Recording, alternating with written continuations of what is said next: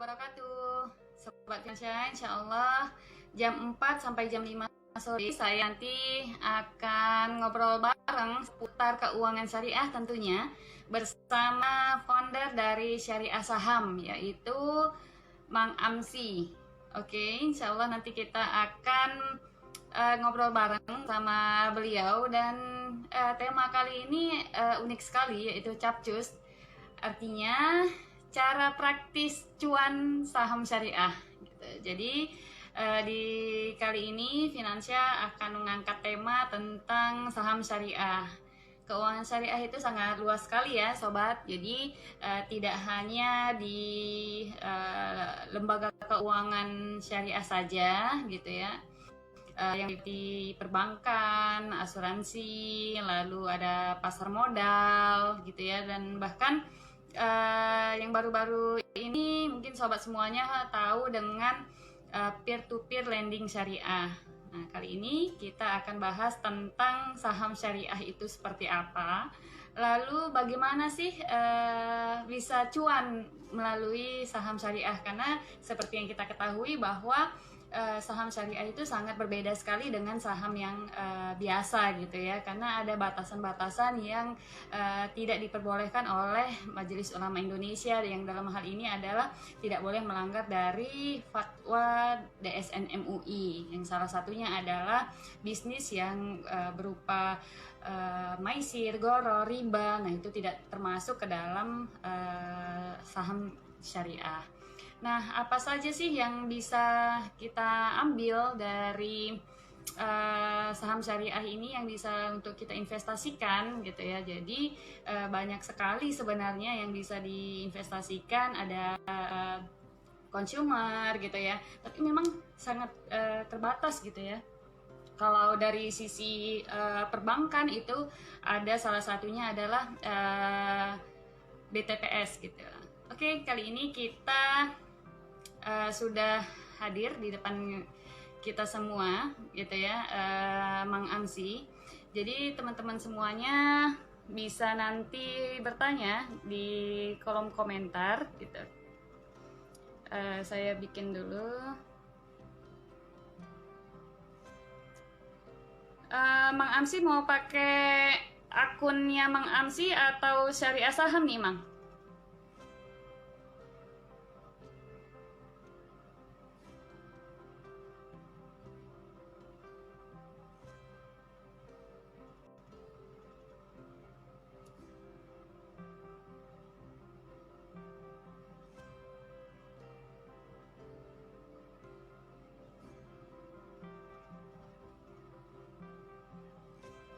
Bismillahirrahmanirrahim. Rabbi shrah li sadri wa yassir li amri wahlul 'uqdatam min lisani yafqahu qawli. Bismillahirrahmanirrahim. Kita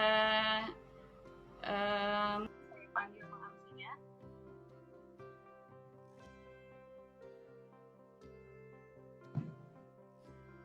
Halo, assalamualaikum Mang Amsi, apa kabar?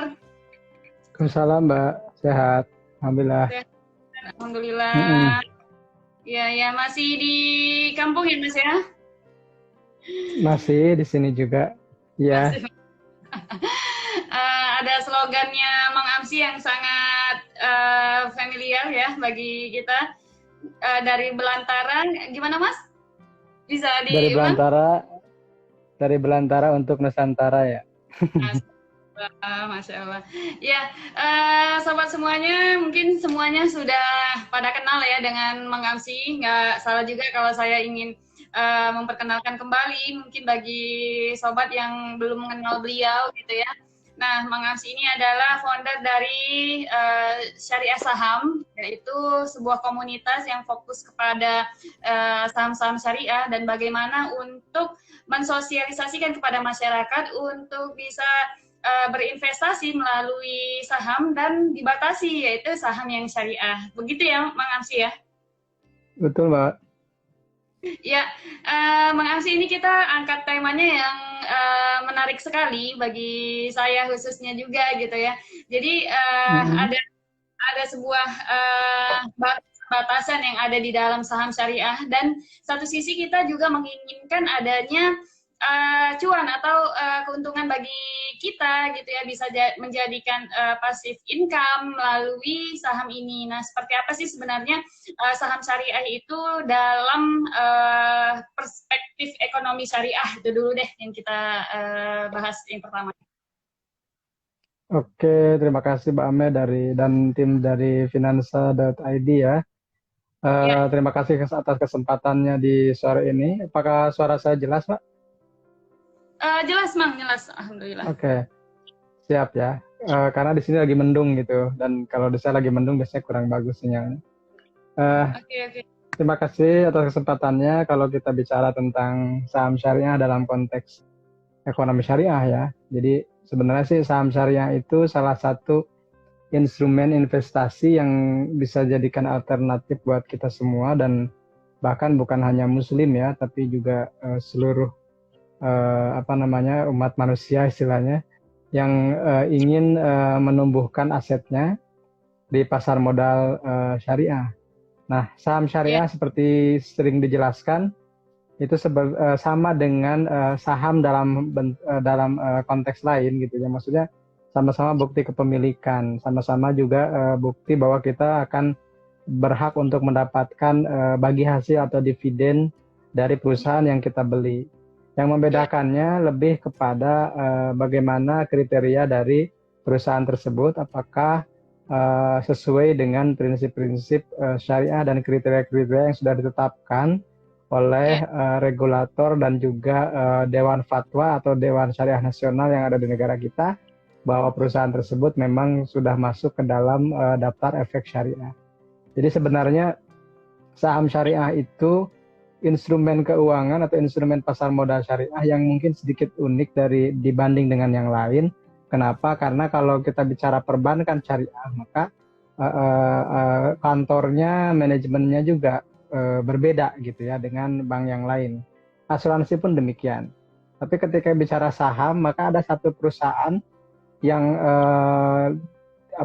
dianggap sebagai konvensional iya, syariah pun iya gitu. Misalnya katakanlah saham dari Astra misalnya, atau ada saham dari telekomunikasi atau Telkom ya, TLKM kodenya. Itu kan ya dia tidak menyatakan diri sebagai entitas syariah, tapi dianggap atau dinilai sebagai perusahaan yang syariah compliant atau menaati prinsip-prinsip kaidah syariah gitu. Jadi intinya sih kalau kita bicara saham syariah itu lebih sederhana sebenarnya, karena kita tidak usah ribet dengan pemilihannya karena sudah ditetapkan atau sudah dipilihkan oleh pihak-pihak yang bertanggung jawab dan memiliki otoritas di bidang itu. ya.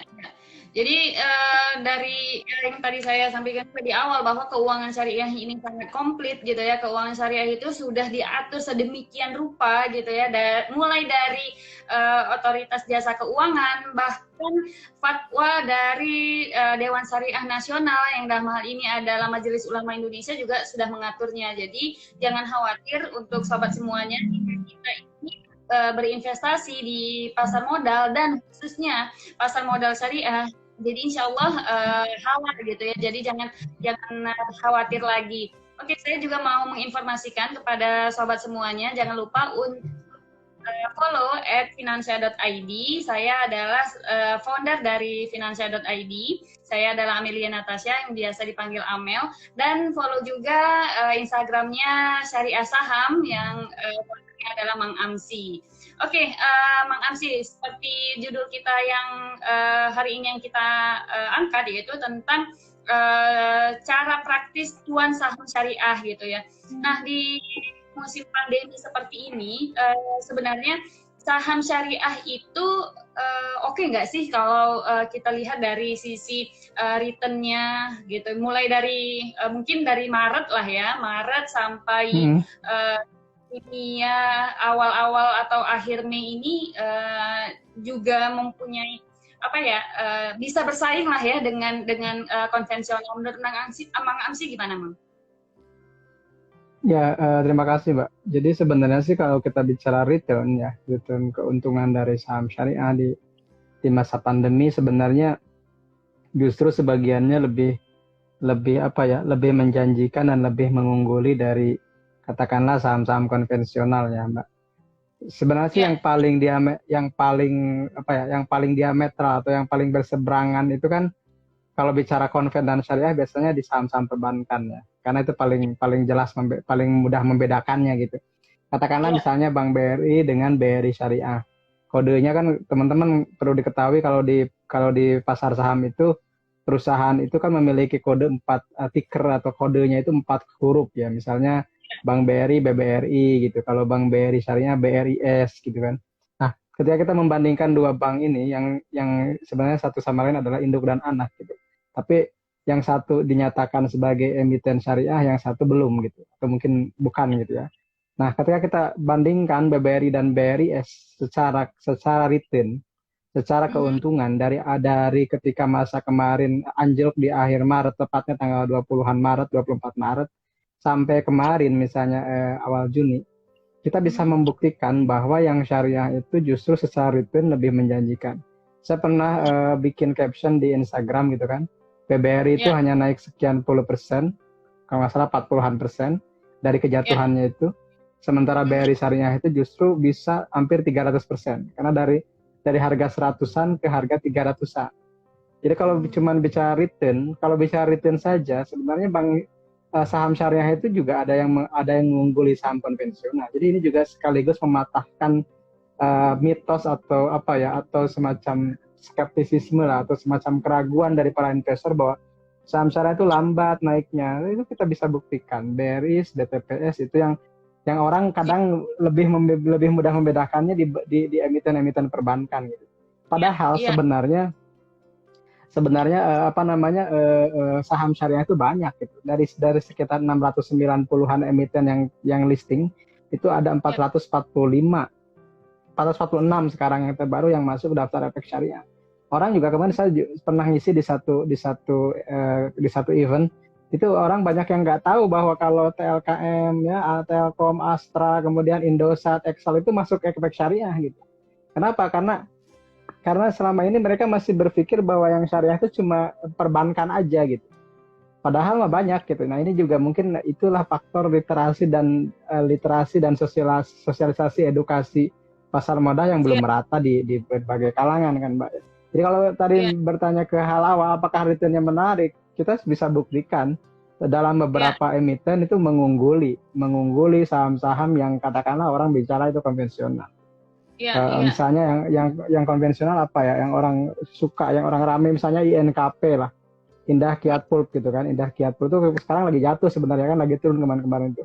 Kita juga ya, punya saham lain misalnya yang lebih menarik ketimbang INKP. Katakanlah misalnya Kalbe Farma gitu.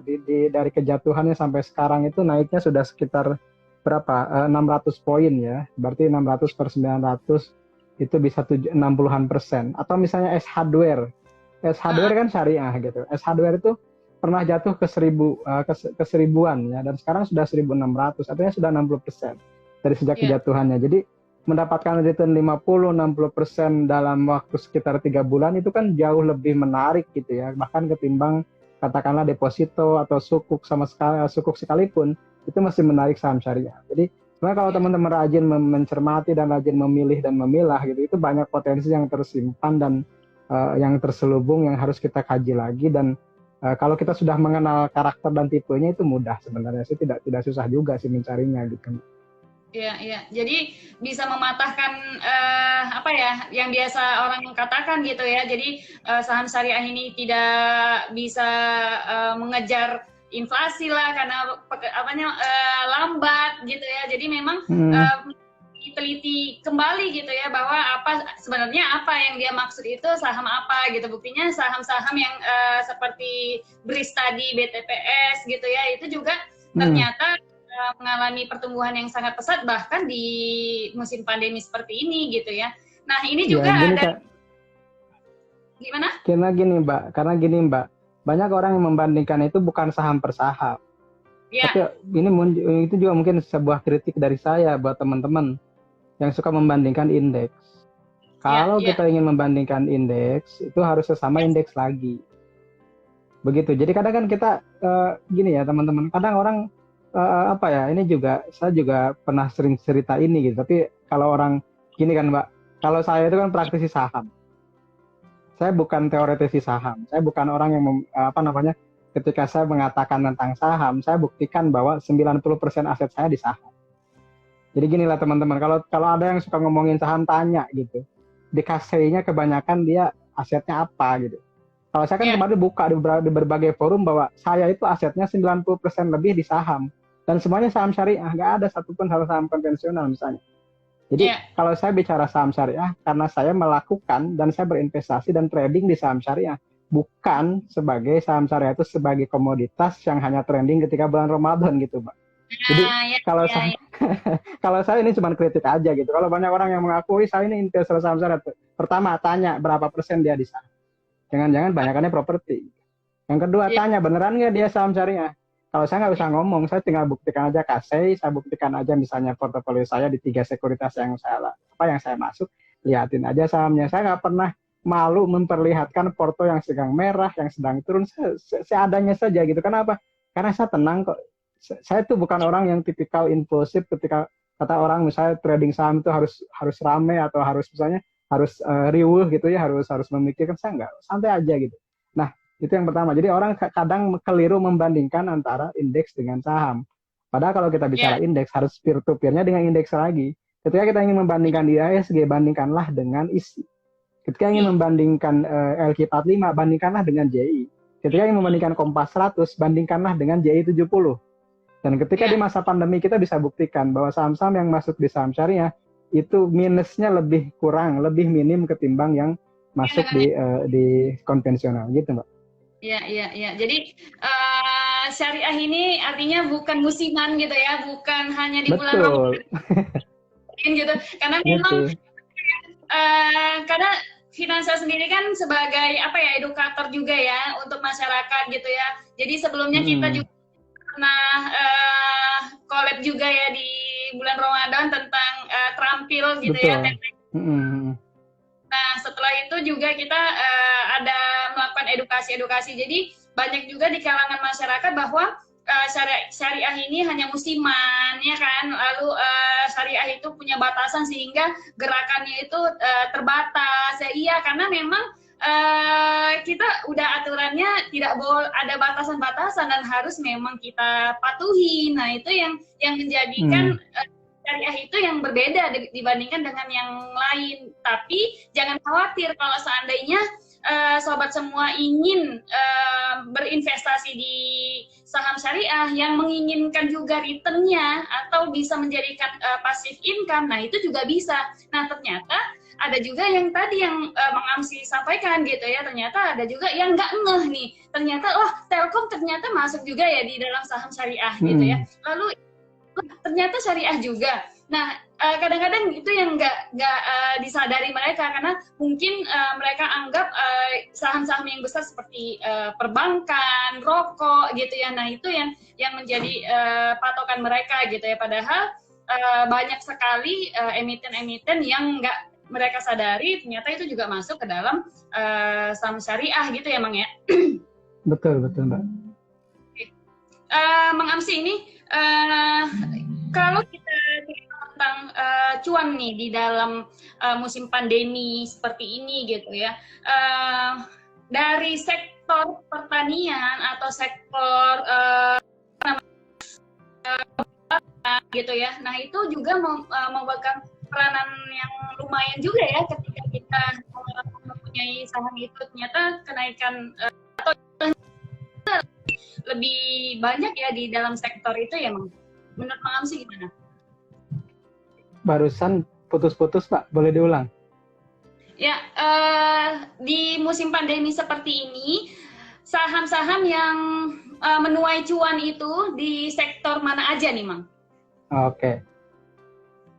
Jadi gini teman-teman, kalau kita ingin membandingkan per sektor, maka cara mudahnya adalah teman-teman masuk di halaman statistiknya Bursa Efek Indonesia. Kemudian cari bagian daily statistics. Kemudian di situ kita cek, misalnya ya, mungkin hari ini sudah muncul ya, saya sambil cek juga. Karena terus terang kalau saya udah beberapa hari nggak terlalu memperhatikan pasar, Mbak. Jadi ya tadi ya, karena kalau kita beneran udah jadi investor saham kan kita nggak pernah jarang disibukkan dengan volatilitas pasar gitu ya, karena kita sudah santai aja gitu ya Mbak. Nah, sekarang misalnya kalau kita bandingkan antar sektor, itu yang paling minusnya kurang gitu ya, karena sekarang minus semua gitu ya. Jadi di antara 9 sektor yang ada itu yang paling amblas adalah sektor kita lihat di sini sektor pertanian. Sektor properti. Itu sektor properti minus 35%. Kemudian sektor pertanian minus 31%. Kemudian disusul dengan sektor aneka industri atau otomotif dan kawan-kawan itu sekitar minus 29%. Nah, sedangkan yang paling minimum atau yang paling minimal minusnya itu adalah consumer goods, itu hanya minus 12,04%. Kemudian juga ada sektor infra minus 20-an. Ada juga sektor pertambangan, itu yang paling kurang minusnya. Jadi kalau kita bicara sektor yang unggul di masa pandemi ya, kita bisa cerita bahwa sektor consumer goods itu yang paling bertahan. Bahkan sektor consumer goods itu pernah minusnya cuma 8%. Jadi artinya sementara indeksnya sendiri per hari kemarin tuh minusnya minus 23%. LQ45 lebih dalam 26% gitu ya. Jadi kalau kita lihat di situ, sektor consumer goods memang dalam berbagai krisis itu paling bertahan karena logikanya sederhana. Ketika orang berhenti beli mobil, orang nggak bisa berhenti beli makan. Orang berhenti beli rumah tapi nggak bisa berhenti beli mie instan, gitulah. Sederhananya seperti itu. Orang bisa berhenti beli pertambangan atau komoditas tapi nggak bisa misalnya berhenti beli obat ketika sakit. Itu mungkin seperti itu, Mbak. Ya, jadi konsumer ini yang tahan banting istilahnya ya, artinya walaupun di musim masih primadona dan mungkin bisa bukan mungkin lagi, jadi artinya bisa menjadi alternatif bagi sobat-sobat semua kalau bingung-bingung nih nyari aduh saham mana ya yang harus diinvestasikan. Nah itu juga mungkin bisa dijadikan salah satu pertimbangan gitu ya, bahwa saham yang termasuk consumer good gitu, jadi bisa menjadikan alternatif investasi saham syariah juga untuk sobat semuanya. Jadi ada salah satunya ada Indofood, ICBP gitu ya, Mang Amsi ya. Ada KB. Dan itu sudah syariah. Jadi jangan khawatir lagi kalau misalkan ada yang bingung-bingung, aduh ini syariah nggak ya gitu. Jadi teman-teman juga bisa dicek juga di webnya Bursa Efek, atau juga bisa masuk ke webnya Mang Amsi. Di sana juga ada daftar efek syariah, atau masuk ke JII juga ada gitu ya. Jadi bisa lebih memahami gitu yang termasuk ke dalam saham-saham syariah itu apa aja. Oke, Mang Amsi. Kalau kita masuk ke dalam trick and tips nih gitu ya, trick and tips saham yang menguntungkan tadi kan udah dikasih bocoran tuh ya sedikit, yaitu ya udah masuk aja consumer goods gitu ya.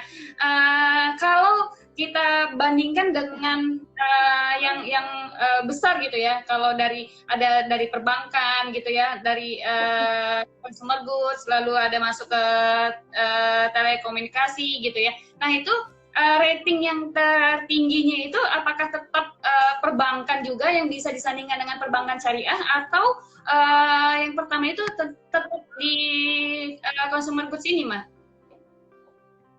Oke. Maaf. Jadi gini, Mbak, kalau kita bicara konteks syariah, indeks saham syariah, jadi ada perbedaan antara indeks mover atau pengerek indeks dari IHSG dengan ISI ya, atau ada perbedaan signifikan antara LQ45 dengan JI. Yang membedakannya adalah ketika IHSG itu kan indeks movernya itu adalah perbankan dan juga rokok. Jadi ketika misalnya saham-saham rokok dan saham-saham saham-saham perbankan ini anjlok, dia akan ikut anjlok gitu ya. Saya sambil melihat data. Jadi ketika kita bicara tentang IHSG atau LQ45 ada yang elitnya ya. LQ45 itu kan yang pertama dikerek oleh BBCA, kedua BBRI, ketiga Telkom, keempat UNVR, kelima BMRI. Jadi 3 dari 5 pengerek terbesarnya itu perbankan konvensional. Sementara ketika kita bicara dengan JI, maka yang pertama itu yang paling tinggi bobotnya adalah Telkom. Yang kedua Unilever, yang ketiga Astra. Jadi tiga besarnya itu perusahaan yang infrastruktur, consumer goods, dan otomotif. Tidak ada perbankan besar.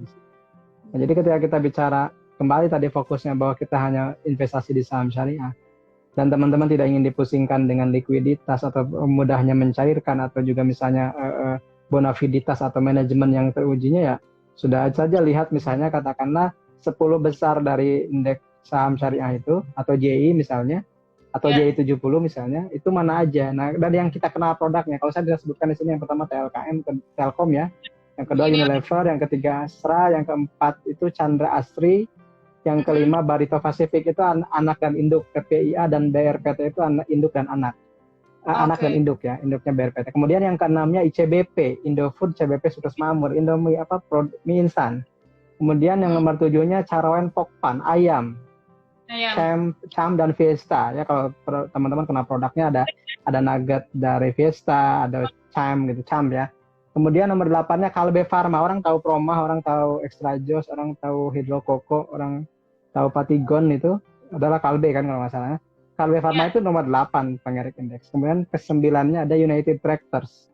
United Tractors itu anak Astra yang khusus alat berat, ada Kobelco, ada Komatsu, ada lainnya, ada CAT, Caterpillar dan yang lain. Jadi kalau teman-teman lihat di di galian gitu ya, ada banyak kan, ada alat berat, ada beko, ada bulldozer, itu kan kebanyakan mereknya merek United Tractors.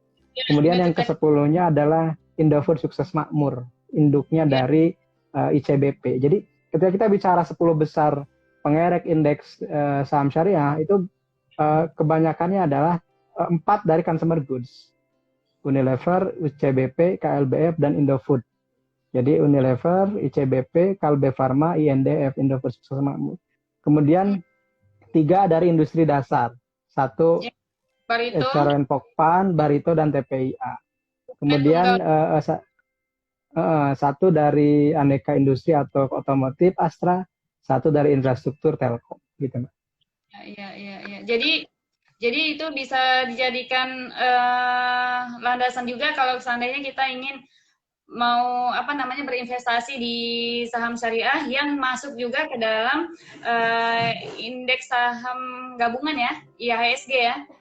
Gitu. Jadi juga ke dalam ada yang di infrastruktur, lalu masuk ke dalam konsumer gitu ya, industri dasar dan yang lain-lain. Jadi memang bisa dijadikan pilihan dan sudah teruji gitu ya, ada cuannya. Jadi jangan khawatir gitu ya. Jadi kalau seandainya teman-teman, aduh ini ada cuannya nggak ya, ada keuntungannya nggak ya, ada marginnya nggak ya kalau di syariah, ada gitu ya. Jadi jangan khawatir. Bahkan bisa dijadikan alternatif untuk passive income-nya kita gitu. Jadi uang yang bekerja untuk kita, bukan kitanya, selalu yang bekerja untuk mendapatkan uang gitu ya, Mang ya?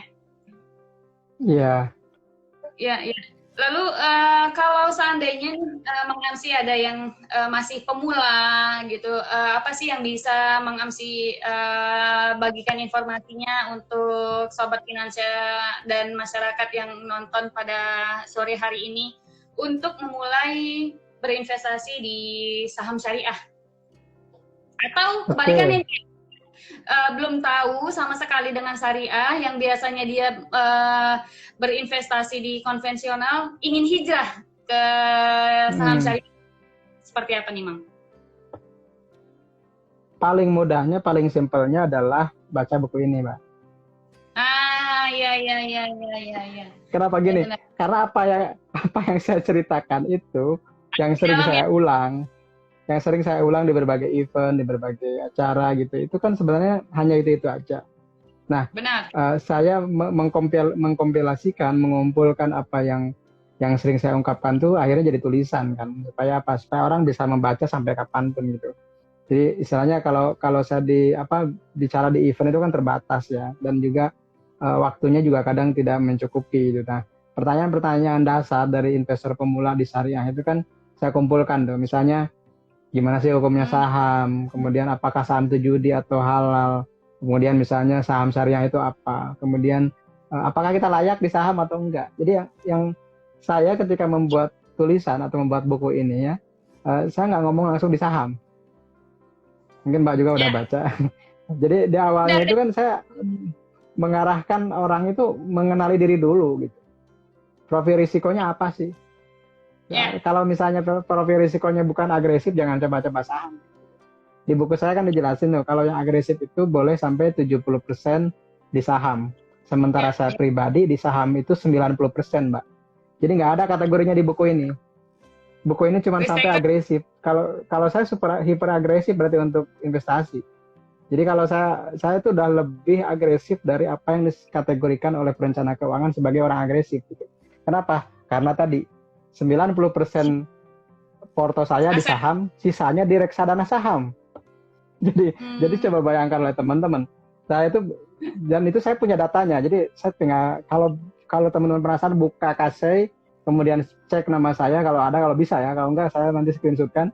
Itu 89% lebih di saham, kemudian ada sekitar 5% atau 3% di reksadana saham, kemudian ada sekian persen di reksadana campuran, baru reksadana pasar uang dan reksadana pendapatan tetap. Nggak ada yang namanya cukup di saya obligasi. Artinya saya memang risk taker. Jadi ketika katakanlah kalau saya ngobrol saham, ya saya itu mengalami sekaligus mengamalkan. Kan kadang orang ada yang cuma kena saham tapi nggak pernah beli saham, gitu. ya, Atau ada orang yang ngaku investor saham gitu, tapi sahamnya cuma 5% dibanding asetnya. Nah, kalau saya berani mengatakan saya investor saham, saya juga ngobrolin saham, dan saya punya aset di saham lebih dari 90% aset yang saya punya. Tapi dan kenapa kalau masih santai aja? reksadana saham pula gitu ya emang ya. Jadi memang benar-benar risk taker. Betul, risk taker, Kalau dan saya masih santai gitu. ya, Pasar jatuh santai aja. Gitu. Orang bingung kemarin, contoh kemarin tuh, minggu kemarin orang rame PTBA kan teman-teman. Nah, ada yang ya, suka nonton di sini. PTBA itu sampai rame dibahas berjilid-jilid gitu. Ini ada yang salah pencet atau apa. Saya santai aja, saya punya PTBA. Kenapa saya santai? Karena harusnya dividennya udah lebih dari 10%. Kenapa rame gitu? iya, Saya punya iya, pengalaman di emas, Mbak. Jadi gini teman-teman, yang akan membuat tenang itu bukan hanya ilmu, tapi juga pengalaman. Gitu. Ketika kemarin Maret orang panik, akhir Maret itu panik pada jual, saya beli malah, saya cicil.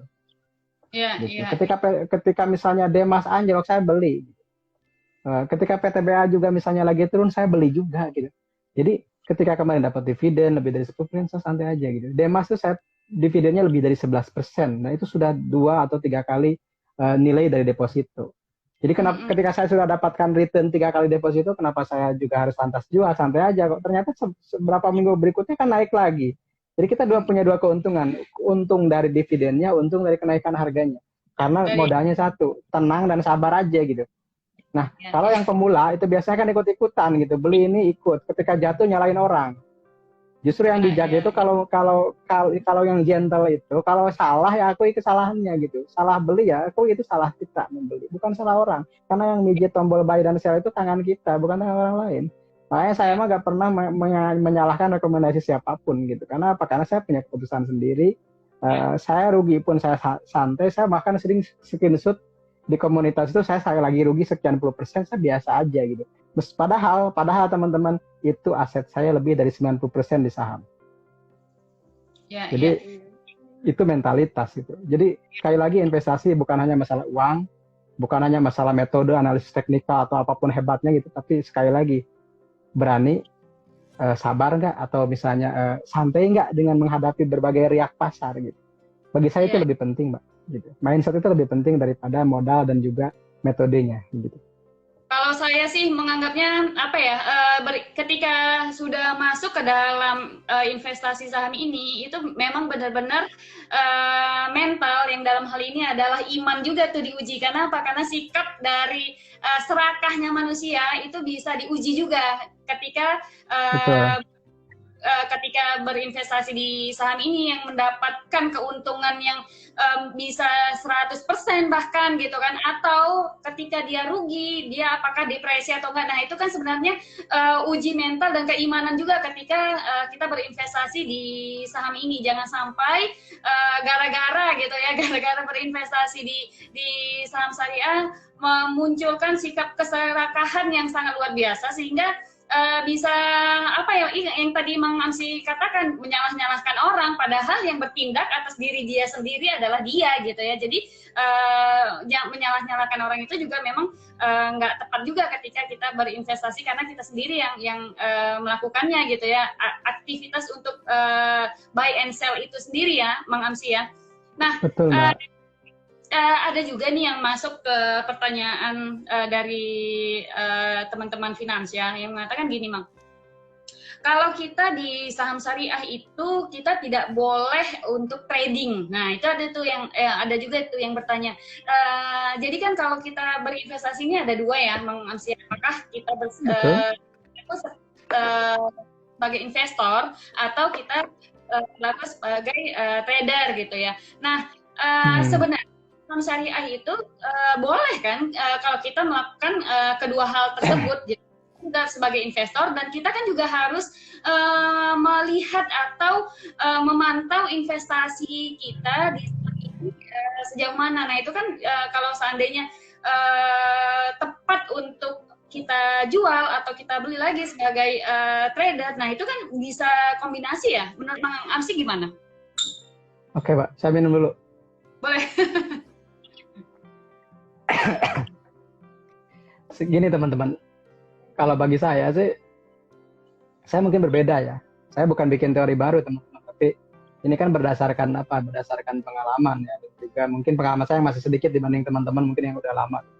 Kalau bagi saya sih, saya tidak pernah mendikotomikan atau membagi-bagi golongan trader dan golongan investor. Ya. Kenapa? Karena di saham itu basicnya adalah jual beli. Benar nggak, Pak? Ya. Mbak Amel nggak akan mungkin punya Telkom kalau nggak beli Telkom. Benar. Dan nggak mungkin cuan di saham sesuatu saham, katakan ada saham Telkom kalau nggak dijual saham. Beli dan jual itu kan aktivitas trading. Ya. Aktivitas jual beli. Saham itu basicnya jual beli. Gitu. Nah, ketika misalnya orang bicara membedakan investasi dan trader itu biasanya dari sisi time frame.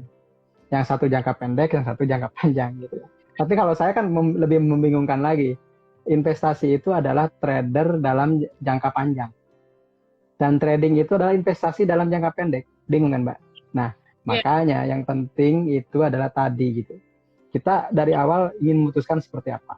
Kalau misalnya ingin jadi seorang pedagang saham yang setiap hari dagang, berarti harus disiapkan itu dengan teknikalnya, analisis teknikal, analisis grafik gitu. Kalau misalnya kita ingin jadi investor, berarti kita harus pandai atau misalnya rajin menganalisis laporan keuangan. Itu saja sih. Yang membedakan itu cuma dua. Kalau investor lebih ke laporan keuangan, basicnya atau landasannya, referensinya.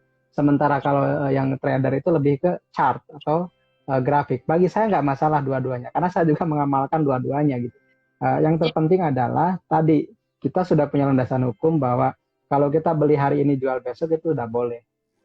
Dengan prinsip qabd hukmi gitu. Jadi ketika kita beli match itu kan sudah milik kita. Dan kita sudah boleh memperjualbelikannya itu, dan itu sudah tidak lagi diperdebatkan di kalangan Dewan Syariah begitu. Kalau di negara kita. Kalau ada yang berbeda yaitu silahkan saja. Kalau saya sih gini simple. Masalah agama itu saya ingat satu hadis Nabi gitu. Alaikum bisawadil a'zam.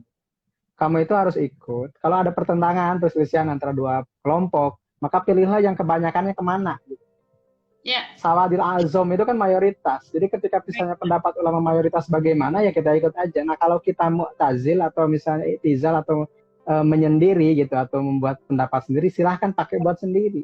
Kalau buat orang lain belum tentu orang suka, belum tentu orang setuju. Jangan memaksakan. Misalnya kalau kamu nggak seperti ini kamu akan ke neraka. Nah itu bahaya. Karena ijtihad itu kan benar dapat 2 pahala, salah dapat 1 pahala. Saking Allah itu menghormati perbedaan pendapat gitu. Ikhtilafu ummati rahmah, kan seperti itu. Jadi santai aja sih sebenarnya, mau jadi trader boleh, mau jadi investor boleh, tergantung tadi mentalitas kita lebih kuat di mana. Kalau ke saya itu jawabannya nggak ada yang pasti, Mbak. Jadi orang nggak suka nanya ke saya gitu. Maaf sih, Mbak, bingung lagi gitu. Padahal itu adalah jawaban yang mencakup semua orang gitu. Ketika saya bikin buku ini misalnya, kemudian orang bertanya, kok maaf sih nggak ngarahin orang ke saham sih? Iyalah, saya mengarahin orang kenalin diri. Gitu, bukan harus ke saham. Belum tentu saham itu cocok buat seseorang, tapi cocok untuk orang lain. Seperti itu kan. Orang lebih cocok mungkin di deposito daripada di saham. Nah, sekali lagi, teman-teman nggak usah dipusingkan dengan pemilihan instrumen, tidak usah dipusingkan dengan pemilihan saham mana. tidak ada saham yang benar dan salah, yang ada itu saham yang cocok atau tidak, gitu Mbak. Iya, iya, iya. Jadi masukan juga nih untuk kita jangan sampai gara-gara dengerin Mang Amsi awalnya besok mau investasi saham malah nggak jadi gitu ya. Jadi harus benerin diri dulu kan. Jadi itu bisa seiring berjalan sih ya. Jadi artinya dalam berinvestasi juga dari investasi untuk leher ke atas juga harus gitu. Jangan sampai kita juga salah kaprah bahwa ya udah deh taruh aja uangnya tapi kita nggak belajar juga. Nah itu juga salah gitu. Artinya kalau kita memang ingin berinvestasi dan berinvestasi saham ya sekalian juga kita belajar juga gitu ya. Jadi bisa seimbang gitu. Jadi jangan sampai kita taruh aja uangnya terus kita setelah itu turun kita marah-marah lah ini kenapa gitu ya. Jadi pastikan seimbang gitu ya. Jadi biar lebih kita juga lebih memahami. Nah, ini juga ada pertanyaan nih Mang Amsi. Kalau lebih efektif itu kita nabung saham yang seperti jargonnya bursa efek gitu ya. Yuk nabung saham. Nah, itu bagusnya itu seperti apa ya? Ini ada juga nih yang bertanya bahwa harus tiap bulan kah? Atau kita kumpulin dulu baru pada saat kita lihat harganya sudah turun banget baru kita beli. Nah itu seperti apa nih Mang Amsi? Oke, pertanyaannya menarik dan saya jawab tergantung tipikal orang juga. Karena orang nggak semua cocok dengan nabung dan nggak semua cocok dengan trading atau dagang atau nunggu momen atau momentum gitu ya. Jadi kalau saya sih ketika bicara investasi pertama jangan menggunakan kata atau gitu, tapi dan. Oke. Ya investasi saham dan reksadana dan emas dan properti dan yang lain gitu. Jangan pilih mana atau jangan. Kalau investasi saya menyarankan dan aja. Itu ya, yang masuk ke itu yang pertama.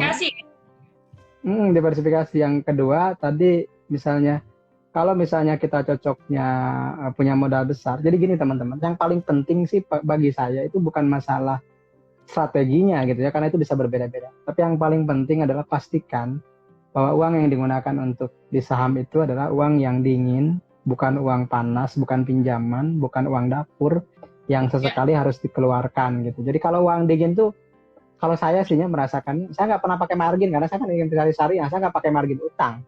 Jadi saya nggak pernah dipusingkan dengan punya utang berapa ke sekuritas karena pasti nggak bisa beli. Nah sebenarnya sistem online trading syariah atau SOTS itu juga membuat kita lebih sadar diri dengan kondisi keuangan kita dan mengerem kita dari keserakahan. Artinya kita tidak bisa melebihi modal yang ada gitu Mbak. Jadi kita diajarkan untuk itu di syariah itu. Makanya saya sering mengulang bahwa di saham syariah atau di instrumen syariah itu capital gain dan dividen itu nomor 3, nomor 4. Nomor 1, nomor 2-nya amanah dan berkah. ABCD itu yang sering saya ungkap dan di buku juga ada kan. Amanah, berkah, cuan, dividen gitu. Kenapa itu harus jadi prioritas? Karena ini saya itu udah pernah mengalami kebangkrutan Mbak tahun 2008. Dan itu efek dari keserakahan. Nah itu di saham juga. Di saham juga. Jadi saham itu pernah hampir membunuh, tanda kutip hampir mematikan saya, tapi saya bangkit juga di saham. Sesuatu yang tidak membuatmu mati akan membuatmu kuat kan gitu kata peribahasa gitu. Saham itu pernah membuat saya jatuh gitu. Berapa ratus juta Mang boleh dikasih bocoran ketika ruginya di tahun 2008 itu sehingga bisa bangkit kembali, mungkin jadi motivasi ini untuk sobat semuanya yang nonton pada hari ini. Oke, terima kasih Mbak. Tahun 2007 itu saya untung dulu 30%. Kemudian 2008 saya minus hampir 85% dengan modal 2 kali lipat di tahun sebelumnya. Dan kalau dihitung nominalnya saya nggak akan nyebut nominal karena itu nanti jadi rame gitu Mbak. Nanti mungkin ada yang ngutip. Tapi yang penting nilainya bagi saya waktu itu adalah puluhan tahun gaji saya. Itu aja lah. Puluhan tahun gaji saya sebagai guru, itu hutang saya waktu itu. Dan kalau teman-teman nanya, Mang Amsi dari mana bangkitnya? Saya jawab, Allah yang memberikan saya. Mungkin bukan dari saham. Tapi nilainya melebihi hutang saya yang di saham. Dan akhirnya saya bisa bangkit dari situ. Dan kalau ditanya lagi wasilahnya dari mana? Dari syariah saham. Saya membuat komunitas ketika orang lain nggak ada yang membunyikan tentang saham syariah. 2015 itu syariah saham lahir ketika orang nggak ada yang membunyikan tentang saham syariah. Dan saya masih ingat waktu itu Mbak, saya nulis itu nggak ada yang baca gitu. Kemudian setahun berikutnya mulai ada yang baca. Saya nawarin ke satu sekuritas, misalnya katakanlah buat kerjasama misalnya ya. apa nempelin iklan atau apa di web, nggak ada yang nyanggut gitu, semuanya nolak gitu, karena kita itu siapa gitu. Berbalik sekarang teman-teman. Jadi kalau saya ingin memberikan sebuah inspirasi pada teman-teman, buatlah karya, fokus ke karya bukan ke ria, fokus karya bukan ke rianya gitu. Jadi kita fokus aja bekerja. Kalau teman-teman tahu rahasia buku ini, saya nggak pernah mengajukan naskah ke Gramedia, tapi Gramedia yang mengontak saya pertama kali untuk membuat buku. Kenapa? Karena saya nggak kepikiran bikin buku di Gramedia gitu. Artinya apa? Saya fokusnya memberikan sesuatu aja, Mbak. Memberikan, makanya kak saya itu kalau ada yang ngundang sharing kan saya selalu semangat ya, dimanapun juga gitu. Mau dimanapun juga ketika ada yang ngundang saya sharing, ketika saya sehat, ketika saya ada waktunya ya saya oke gitu. Saya juga kan Mbak kemarin pernah minta, minggu kemarin saya kebetulan lagi ada acara di yang lain kan saya nggak bisa gitu. Tapi ketika hari ini saya ada ya saya siap gitu. Itu bukti bahwa bagi saya itu kebermanfaatan itu jauh lebih utama ketimbang tadi gitu. Ketimbang cuan, ketimbang apapun. Itulah yang mungkin yang namanya keberkahan. Ya. Jadi memang ini apa ya? Ketika kita masuk ke dalam keuangan syariah itu memang benar-benar yang tadi saya sampaikan di awal bahwa memang keimanannya kita diuji banget. Apakah kita memang benar-benar menjalankan ekonomi syariah ini, gitu ya? Tidak serakah gitu ya, artinya tetap dalam on the track gitu ya, keberkahan yang diutamakan gitu ya, dengan tidak menyalahkan orang lain juga gitu ya. Dan unik sekali bahwa memang jangan sampai ketika kita berinvestasi pakai uang dapur, nah apalagi emak-emak ini ya kan. Jadi betul, Mbak. Ketika mau belanja, uangnya kepake untuk apa? Untuk beli saham, nah kan itu lucu banget gitu ya. Jadi memang mesti kami gitu bahwa ketika kita berinvestasi ya memang dipakai uangnya itu adalah uang dingin gitu. Dan kalaupun kita saya suka gayanya Mang Amsi itu slow gitu, artinya ketika cuan juga biasa aja gitu ya, ketika rugi ya memang nggak ya rugi mau diapain, semua isinya rugi ya udah rugi gitu. Jadi saya udah lama juga mengikuti komunitasnya Mang Amsi ya, di tahun 2016 kalau nggak salah itu mulai dari ratusan sampai sekarang udah puluhan juta orang gitu kan. Jadi saya wah ini juga nih apa namanya puluhan ribu perkembangannya itu sangat luar biasa dan inspirasi banget bagi saya juga. Dan saya juga tahu tuh bocoran bahwa bukunya itu juga orang yang menawarkan, dan saya juga ditawari juga Mang Amsi. Iya. Kenapa? Pasti, Mbak. Kita ternyata dilihat orang itu yang tadi Mang Amsi bilang ya, kita berkarya aja, jangan sampai ria itu gitu. Nah itu yang menjaga ria itu ya memang benar-benar kekuatan doa juga tuh kepada Allah agar kita dijauhkan dari sifat ria. Kenapa? Karena memang ketika ya contohnya nih Mang Amsi sekarang udah dikenal sama orang bursa, sama yang lain-lain gitu ya, dari sekuritas A, B, C yang dulunya Mang Amsi menawarkan diri, sekarang malah kebalikannya mereka yang menawarkan. Nah itu kan sebenarnya sedang diuji juga nih ya nggak, artinya keberkahan itu bisa juga bisa meleset juga ke ria gitu. Jadi ini memang benar-benar inspirasi juga bagi saya, dan mudah-mudahan pada sobat semuanya ketika kita ingin memulai sesuatu bukan hanya di saham saja, malah tetap dijaga juga nih niatnya gitu ya, berkarya, selalu membuat mengedukasi ke masyarakat apapun yang dimiliki ilmunya gitu ya. Mang Amsi ya sangat luar biasa sekali. Mang Amsi, ini terakhir nih mungkin ya, kalau dikatakan tadi Mang Amsi sudah pernah rugi, lalu untung juga sudah gitu ya. Apa sih yang Mang Amsi harapkan dengan adanya saham syariah ini, lalu adanya komunitas Mang Amsi? Apa sih yang Mang Amsi harapkan ke depannya seperti apa untuk masyarakat kita? Khususnya yang syariah ya, karena kita syariah juga nih Mang Amsi. Siap, Mbak. Tingkat literasi keuangan pasar modal, tingkat literasi pasar modal syariah kita itu masih sekitar 0,01, 0,02 atau 0,3% lah. Artinya yang investor saham syariah pun baru sekitar berapa? 75 ribuan ya kalau nggak salah. Artinya itu kan masih jauh dari total penduduk Indonesia. Dan kita itu kan negara muslim terbesar di Benar. dunia gitu ya. Jadi intinya kita punya potensi lebih besar. Nah kemarin ke yang tadi Mbak, kalau nanya ke saya, apa sih di saham syariah itu tadi, iman itu ada kaitannya dengan amanah, satu akar kata kan. Dari Ya, iman, amanah itu satu akar kata. Artinya kalau orang yang sudah beriman pasti harus memprioritaskan amanahnya, bukan sekedar cuan, bukan sekedar untung, bukan sekedar nyari duit. Gini teman-teman, saya harus cerita. Ketika tahun 2008, saya ditawari uang ratusan juta dan saya tertarik. Ini mungkin saya baru share di sini nih. Jadi saya udah ditawari uang ratusan juta, kemudian saya tertarik, saya ambil dan itu amblas 85%. 2018, 10 tahun kemudian, saya ditawari ganti ya. orang. Buka, itu udah pasti udah beres ceritanya kan, Mbak. Udah pulih lah ya. Dengan cara lain, bukan dengan saham, dengan cara lain, tapi saya tetap di saham konsep. 2018 ada seseorang yang nawarin ke saya ngelola duit ratusan M.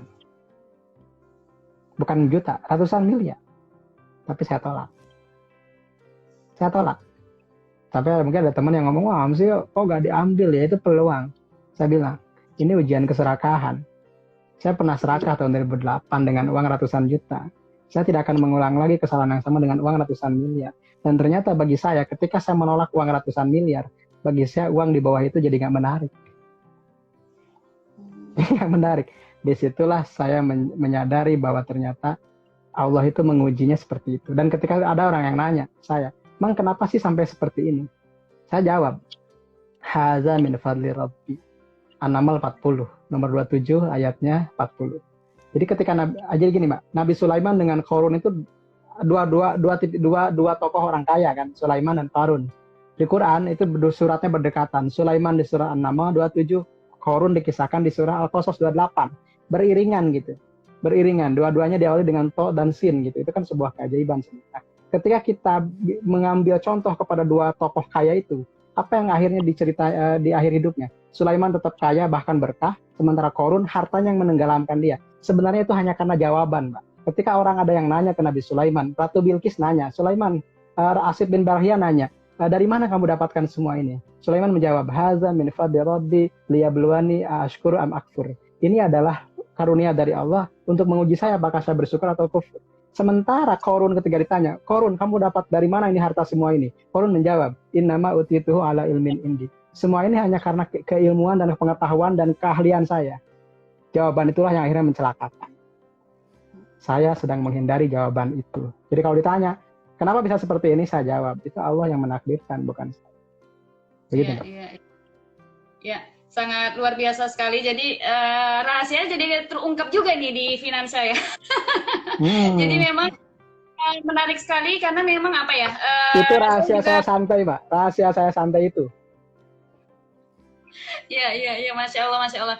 Jadi sebenarnya kita sama-sama praktisi yang saya juga masih baru ya di finansial ini yang masih insya Allah masih terus berkarya gitu ya, yang memang sebenarnya banyak sekali ujian-ujian juga gitu ya ke depannya, bahkan yang bisa menjadi apa ya pemancing gitu ya, yang tadi contohnya Mang Amsi katakan yang 2008 dikasih seperti apa ya, kalau orang yang nggak berpikir secara jernih mungkin dikasih anugerah gitu ya, padahal di situ bahkan bisa jadi musibah gitu ya. Dikasih lagi nih, dicontohkan Allah lagi tahun 2018 bukan jutaan, ratusan juta lagi, bahkan miliaran gitu ya. Jadi memang benar-benar uji keimanan banget ketika kita berhubungan dengan dunia investasi dan apalagi itu di saham gitu ya. Jadi jangan sampai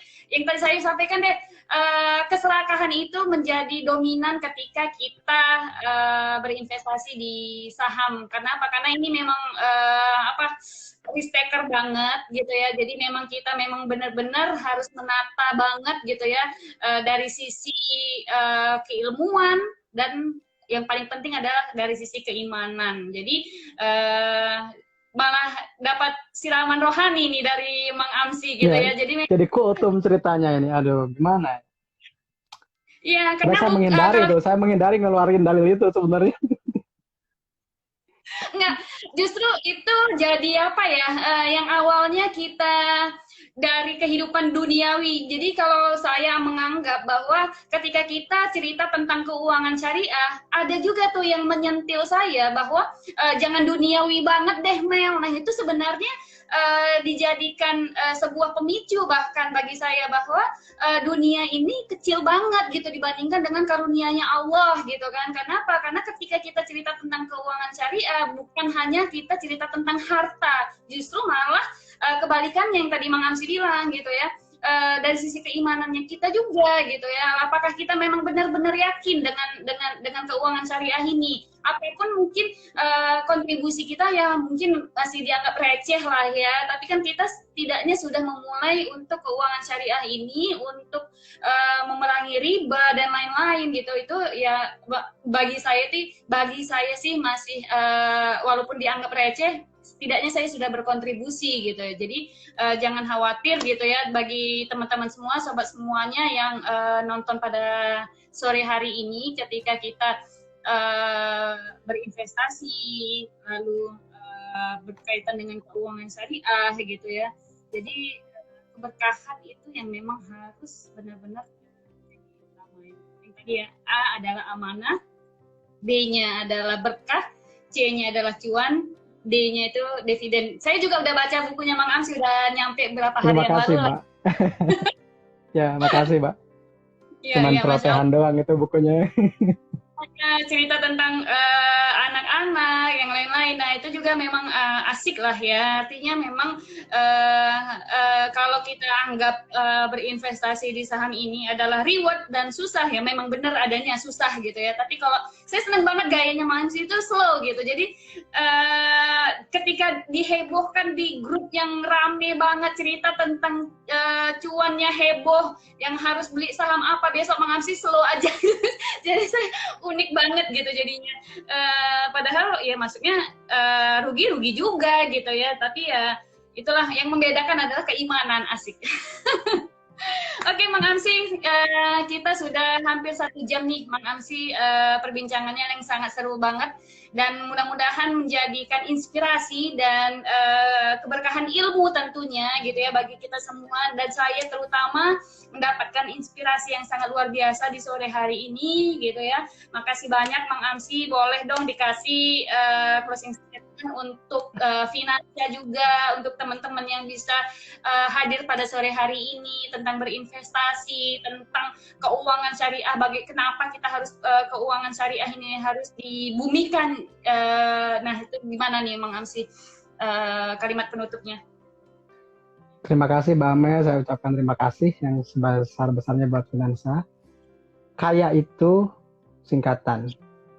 Ketika aku yakin Allah. Kaya. Ketika aku yakin Allah. Kemudian kaya itu adalah soal daya, bukan soal gaya. Bagaimana kita bisa berdaya diri sendiri dan bisa memberdayakan orang lain. Dan kaya itu salah satu tujuan investasi.